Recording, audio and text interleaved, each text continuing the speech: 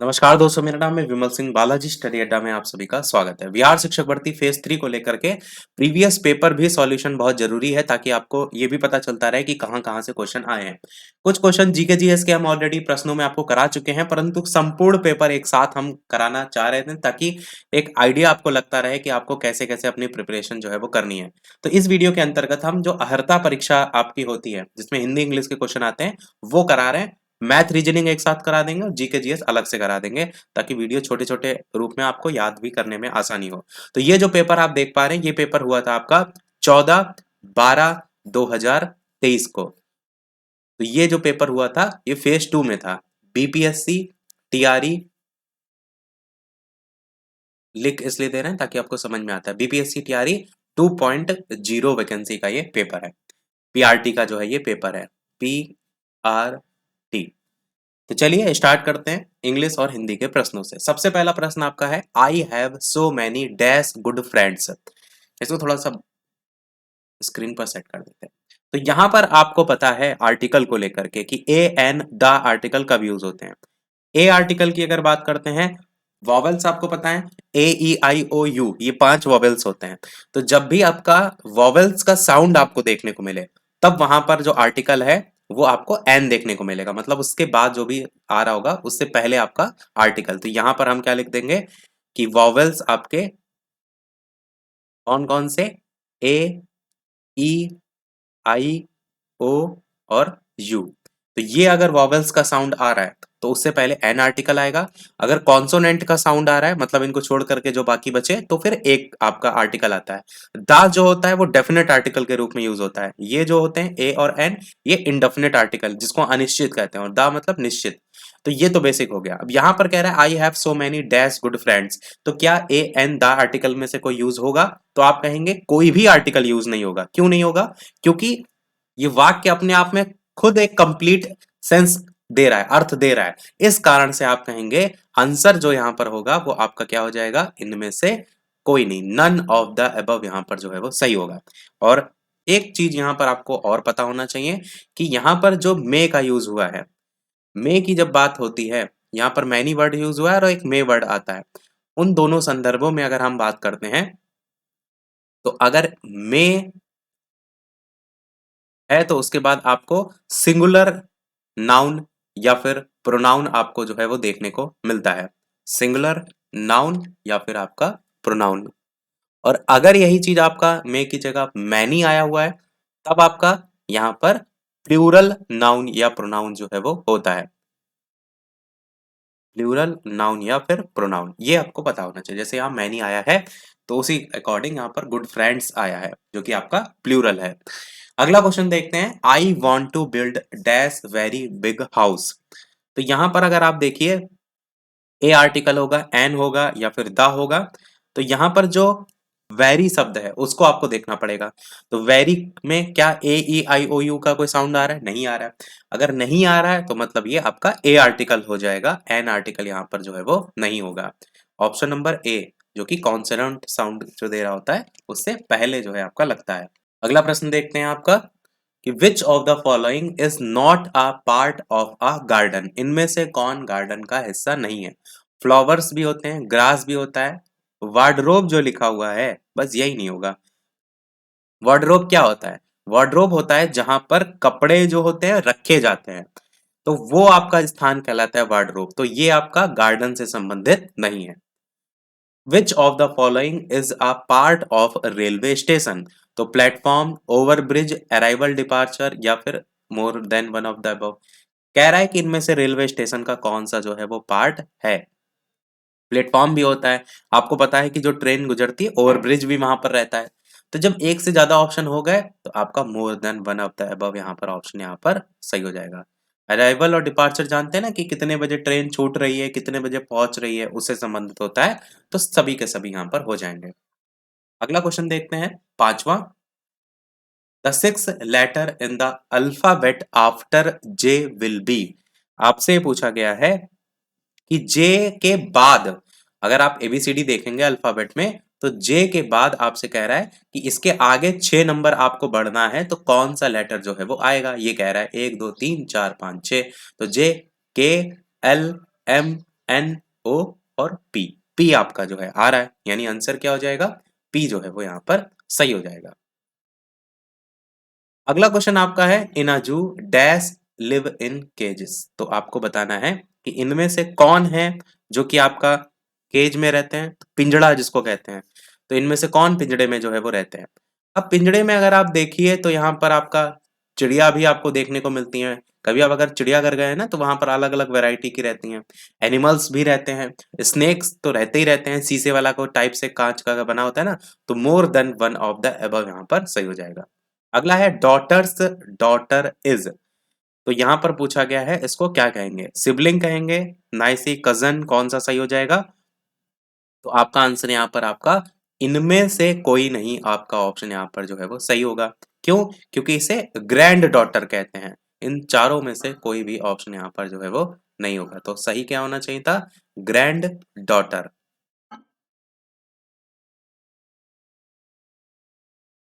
बाकी ऑप्शन की अगर बात करें तो आप कहते हैं ना कजन सिस्टर है ये मेरी। तो ये चचेरा जो है उस संदर्भ में जो है वो आता है, चचेरा भाई, ममेरा भाई। तो चचेरा इसको कजन्स को कहते हैं। सिबलिंग क्या होता है, सिबलिंग आपका सीधे सीधे भाई बहन हो जाता है। सिबलिंग जो है वो भाई बहन हो जाता है। और नीस जो देख रहे हैं ये आपका क्या होता है, ये भतीजी होता है, भतीजा भतीजी के संदर्भ में। अगला क्वेश्चन आपका है, my siblings are my. Cousins होंगे, ब्रदर एंड सिस्टर्स होंगे, इन लॉज होंगे, कौन सा सही होगा। अभी मैंने ऊपर आपको बताया कि जो सिबलिंग्स होते हैं वो क्या होते हैं, भाई बहन होते हैं, बताया ना सिबलिंग भाई बहन होते हैं। तो यहाँ पर क्या हो जाएगा, ब्रदर्स एंड सिस्टर्स, आपका बी वाला ऑप्शन यहाँ पर सही हो जाएगा। अगला देखते हैं प्रश्न नंबर 9। अब यहाँ से आपको इंग्लिश के प्रश्न देखने को जो है वो मिलते हैं। आपको पता है कि हिंदी, मतलब हिंदी के प्रश्न देखने को यहाँ से मिलते हैं। आपको पता है कि इंग्लिश के टोटल 8 प्रश्न आते हैं और हिंदी के जो है टोटल बाकी बचे, यानी कि 21 प्रश्न आपको हिंदी के देखने को मिलते हैं। और इस टोटल 30 में से अगर बात करते हैं, यानी 30 नंबर का होता है, तो अर्हता परीक्षा में 9 नंबर आपको पासिंग मार्क्स के लिए जो है वो लाने पड़ते हैं। पिछली बार इसको हटा दिया गया था, परंतु इस बार ऐसा नहीं होगा, तो इसमें 9 नंबर आपको लाने पड़ेंगे। तो हिंदी में आप बढ़ते हैं प्रश्न नंबर 9 की तरफ। वीडियो कोशिश कीजिएगा, जितने भी लोग देख रहे हैं लाइक सभी लोग अवश्य कर दीजिएगा, और शेयर कर सकते हैं तो शेयर भी अवश्य कर दीजिएगा। तो प्रश्न आपका है 9। अच्छा, इस पेपर की पीडीएफ टेलीग्राम पर हम ऑलरेडी भेज चुके हैं, जब पेपर हुआ था तभी भेज दिया था। अगर दोबारा चाहिए हो तो बताइएगा, दोबारा भी भेज देंगे। तो प्रश्न नंबर हिंदी का 9 है कि समुज्ज्वल शब्द में किस उपसर्ग का प्रयोग जो है वो हुआ है। अब समुज्ज्वल में अगर देखेंगे, सम है, सन है, सम है, इस तरीके से ऑप्शन है। आंसर यहाँ पर आपका सी जो आप देख रहे हैं, सम उपसर्ग, ये आपका सही हो जाएगा। सम में भी नीचे हलंत लगता है, इस बात को आपको ध्यान देना है, क्योंकि आपका ऑप्शन में देखिए तो सम बिना हलंत वाला भी दिया गया है। तो आंसर यहाँ पर सी वाला सही हो जाएगा। अगला है, इनमें से कौन सा शब्द है जो कि आ उपसर्ग युक्त है। अतः है, अनपढ़ है, अनिष्ट है, कौन सा सही होगा। आंसर की बात करते हैं तो आपका आंसर यहाँ पर अतः शब्द जो देख रहे हैं ये आपका आ उपसर्ग युक्त है। तो पहला ऑप्शन यहाँ पर जो है वो सही हो जाएगा, क्योंकि अतः को अलग करेंगे तो आपका आ अलग होगा, था शब्द अलग होगा, इस तरीके से आप इसे बना सकते हैं। और आ उपसर्ग से कौन कौन से शब्द बनते हैं, जैसे अगर हम बनाएं तो अमोल शब्द जो है वो आपका इससे बनता है। और अगर हम शब्द इससे बनाएं तो आपका अचेतन शब्द जो है वो बनता है इससे। और अगर हम इससे शब्द बनाएं तो असाध्य शब्द जो है इससे बनता है। तो इस तरीके से अलग अलग शब्द जो है इसमें बनते हैं। इनमें से कौन सा शब्द है जो कि बड़ा आ प्रत्यय युक्त है। तो धार्मिक, या फिर असली, या फिर प्यारा, या फिर एक से अधिक। यहाँ पर आ प्रत्यय की बात की गई, यानी कि बाद में। तो यहाँ पर देखिए धार्मिक, यहाँ पर देखिए असली, और यहाँ देखिए प्यारा। तो आ साउंड तो केवल प्यारा में ही आ रहा है, तो मतलब बिना किसी कंफ्यूजन के आप क्या कहेंगे, सी वाला ऑप्शन यहाँ पर सही हो जाएगा। अगला है आपका, जिसमें दोनों पद प्रधान होते हैं वो इनमें से कौन सा समास होता है। तो जिसमें दोनों पद प्रधान होते हैं द्वंद्व समास होता है, आपको पता है। जैसे अगर हम एग्जाम्पल की बात करते हैं तो माता पिता, माता पिता में अगर बात करते हैं तो इस तरीके से आपको बीच में लाइन खींची देखने को मिलती है, और माता और पिता इसका समास विग्रह करेंगे तो आपको देखने को मिलता है। तो ये कैसा है, द्वंद्व समास है। और आपको ये भी पता है कि केवल और ही नहीं लगता है, उनके बीच में तथा है, या है, अथवा है, एवं है, ये सभी यूज होते हैं। अगला प्रश्न आपका है 13। जन्मांध शब्द में कौन सा जो है वो समास है। तो जन्मांध मतलब अगर समास विग्रह करेंगे तो क्या कहेंगे, जन्म से अंधा। अब से आ रहा है तो कर्ता ने कर्म को करण से, यानी कि विभक्ति आ रही है, यानी आंसर आपका यहाँ पर विभक्ति के संदर्भ में तत्पुरुष समास जो है वो सही हो जाएगा। जन्म से अंधा यहाँ पर अगर समास विग्रह करेंगे तो उससे आप इसे निकाल सकते हैं। अगला क्वेश्चन आपका है, स्वर संधि के कितने मुख्य प्रकार होते हैं? 4, 5, 6, कौन सा सही होगा? तो स्वर संधि की अगर बात करते हैं तो मुख्य रूप से आपके 5 प्रकार जो है वो होते हैं। कौन कौन से 5 प्रकार होते हैं? तो आपका दीर्घ स्वर संधि होता है, गुण स्वर संधि होता है, यण संधि जो है आपका होता है, वृद्धि संधि होता है आपका, और आपका अयादि संधि भी जो है इसमें आता है।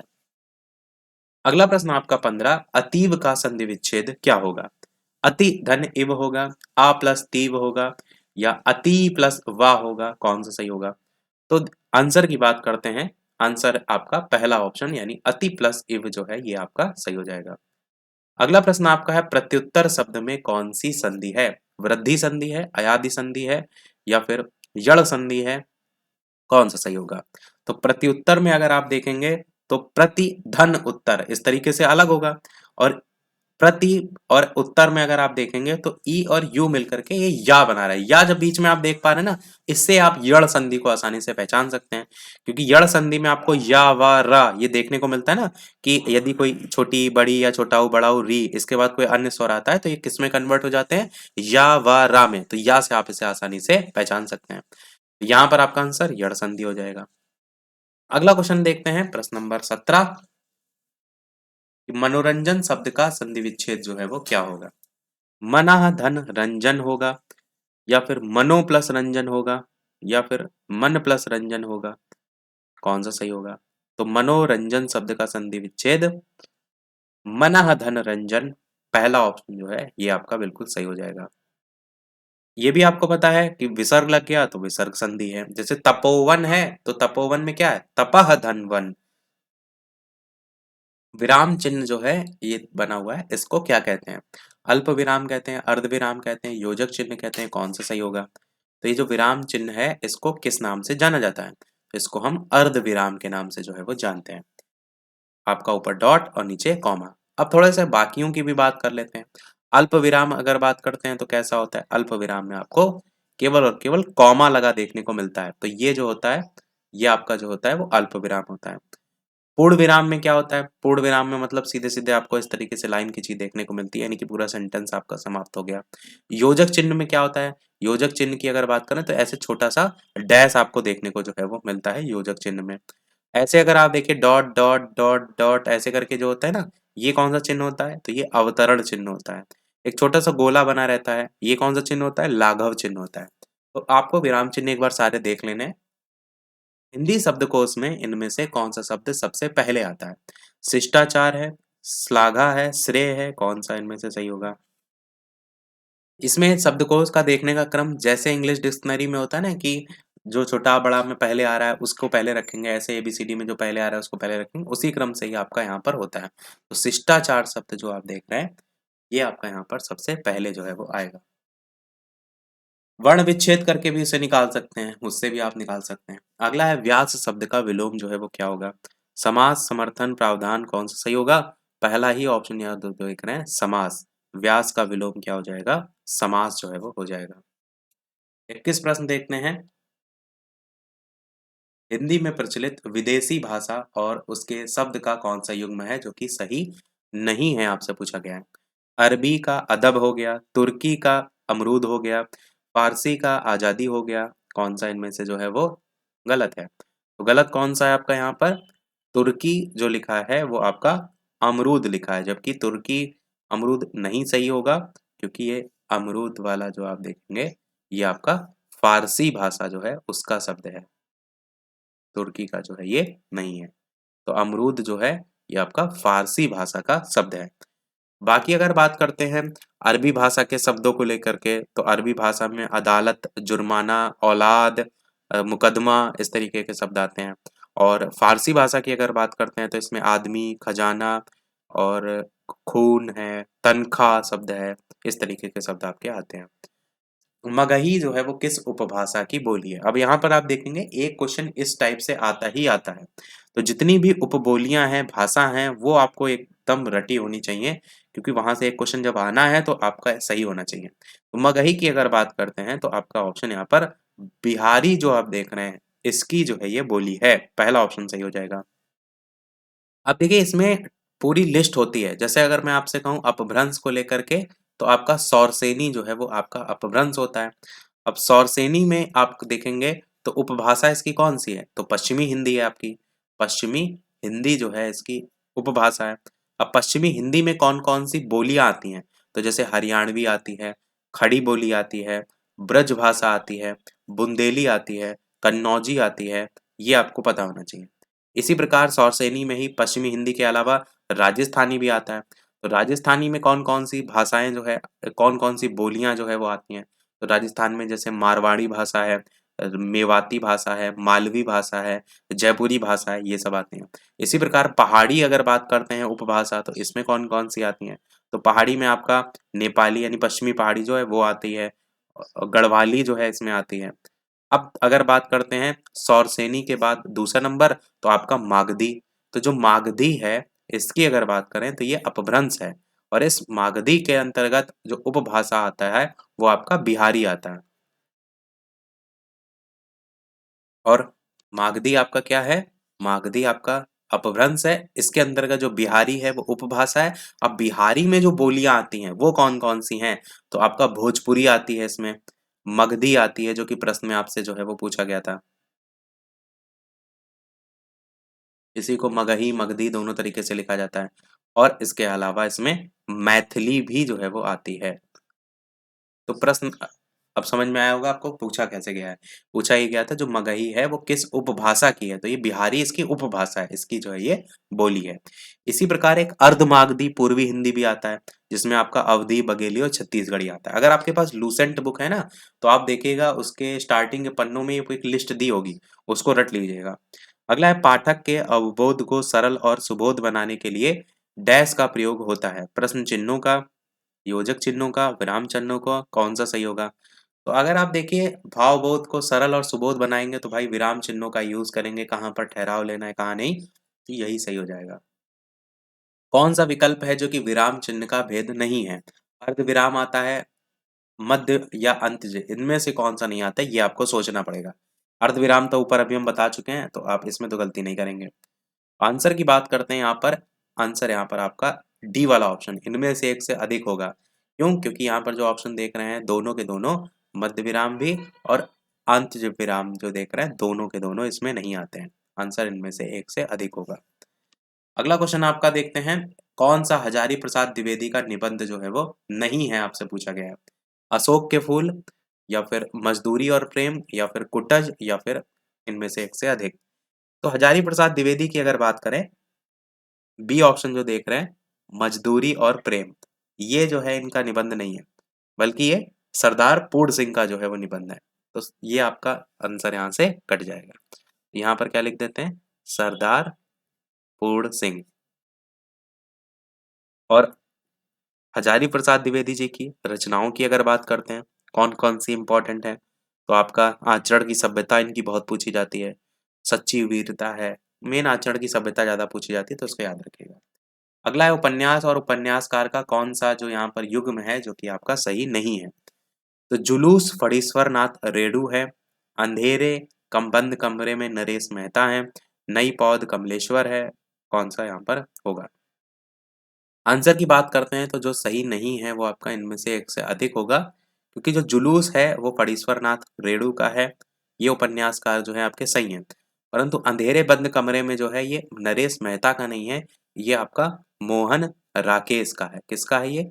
मोहन राकेश का। और मुझे नहीं लगता कि बहुत ज़्यादा रचनाएं आपको याद करने की ज़रूरत है। अगर आप सही से हिंदी को पढ़ भी लेंगे तो बाकी क्वेश्चन से आप 9 नंबर तो ले ही आएंगे। नई पौध की बात करते हैं तो कमलेश्वर है, नई पौध जो है आपका नागार्जुन आपका यहाँ पर जो है वो हो जाएगा। इनकी जो है ये रचना है। तो ये दोनों गलत थे, आंसर इनमें से एक से अधिक हो जाएगा। वह शब्द शक्ति जिसके द्वारा सीधे कथन, साक्षात, सांकेतिक या मुख्य अर्थ का ज्ञान होता है, उसे क्या कहते हैं?